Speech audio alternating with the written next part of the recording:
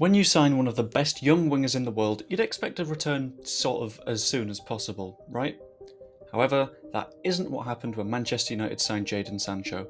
After 2 disappointing seasons at the club, he really needs to start kicking on and making a difference. So this season is sort of his last chance.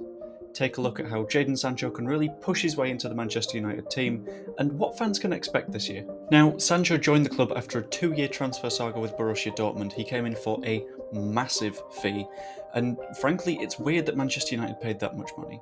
I think it was something around £80 million or something like that, which at the time was considered massive. Admittedly, Chelsea have sort of broken the transfer market since then, so it's less huge, but even then, big fee, massive wages, and what have the club got from it? Spoiler warning, it's not as much as they would like.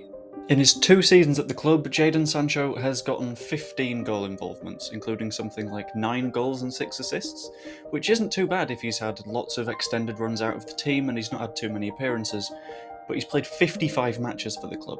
That's a hell of a lot, and honestly, you can see why he's not in the first 11 anymore. Antony was bought last year effectively as a replacement. Antony's got his own issues to discuss though. Tricky winger on the right hand side that doesn't have any end product. Things are starting to add up between these incredibly expensive players. However, this pre-season may have been precisely what Jadon Sancho needed.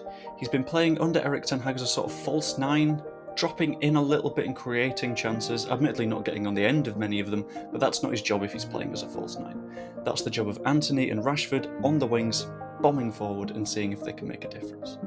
Now, that's not really going to be a permanent switch for him because Rasmus Højlund has come in and he's likely to play the moment he stops being injured from his time at Atalanta. However, it gives him a route back into the first team if he proves that he can be a good presence both on the wing and through the middle. It gives him more options and it shows Erik ten Hag that he can be trusted all across the pitch. And there's a reason that the Red Devils sort of need him to get better this season. Sancho has been like one of the candidates to go out either permanently or on loan, partially because of his massive wages and partially because he's not had an impact. He can really find his way back into the club by having more of a say in how games go, and that's only going to come if he can start through the middle and really sort of push the squad onwards.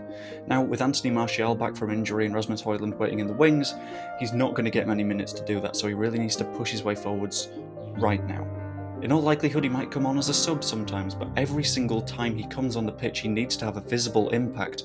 Otherwise, he's just going to get forgotten, and he's going to be another massive money signing like Paul Pogba that didn't do anything at the club. It might be a little bit harsh because he's still very young, but that's what football is nowadays. It's a big money business, and you need to make your impact right away. Anyway, comment below what you think. Hope you enjoyed the video, and subscribe if you enjoyed. See you later.